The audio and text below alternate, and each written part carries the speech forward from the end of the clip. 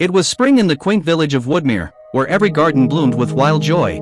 Mrs. Beatrice Plum, the most enthusiastic florist in town, had spent all winter preparing for the grand spring flower festival. Her prized possession, a new hybrid rose she'd cultivated herself, called Aurora's Whisper. Soft lavender with golden tips, it shimmered like morning mist in sunlight. This was her year to win the coveted Silver Trowel Award. On the morning of the festival, Beatrice woke up early, humming with excitement. She donned her floral print dress, tied her sun hat with a satin ribbon, and stepped into her greenhouse. To her horror, Aurora's Whisper was gone. In its place stood something monstrous. The plant looked like a rose at first glance, but its petals pulsed slightly, as if breathing. The golden tips now glowed faintly. And worst of all, it growled. "Good heavens," Beatrice whispered, backing away. She wasn't alone. All across Woodmere, flowers had turned wild.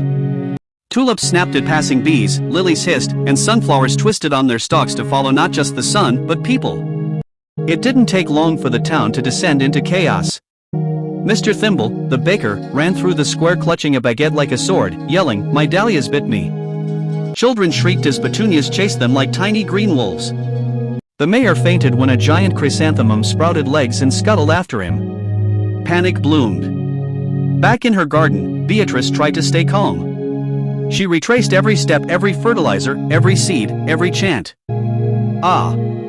2 weeks ago, her niece Hazel had brought back a natural growth charm from her school trip to the Wittershins Woods, a place Beatrice had always found suspicious. Hazel had whispered the charm over the rosepots as a joke, hoping to make the flowers super pretty. Well, they were certainly super something. Beatrice grabbed her pruning shears, her compost tea, and the dusty old book of Gardening Through the Arcane, a forgotten gift from her late husband.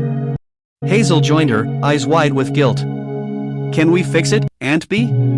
"Every flower blooms with purpose," Beatrice muttered, "even the unruly ones."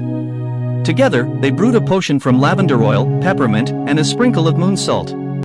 As twilight fell, they walked through the village, sprinkling the mixture on the unruly plants and softly humming an old lullaby Beatrice once sang to her peonies. One by one, the flowers calmed. The glowing roses dimmed. The tulips stopped their snapping. The sunflowers bowed their heads in sleep. By dawn, Woodmere was a village of peace again. The festival went ahead a day late. Beatrice didn't win the silver trowel, but the mayor gave her a special award, the Golden Gardener's Heart, for bravery in the face of botanical catastrophe. Beatrice just smiled and looked at Hazel, who had planted a new rose, no spells this time. Sometimes, when the wind blew just right, Aurora's Whisper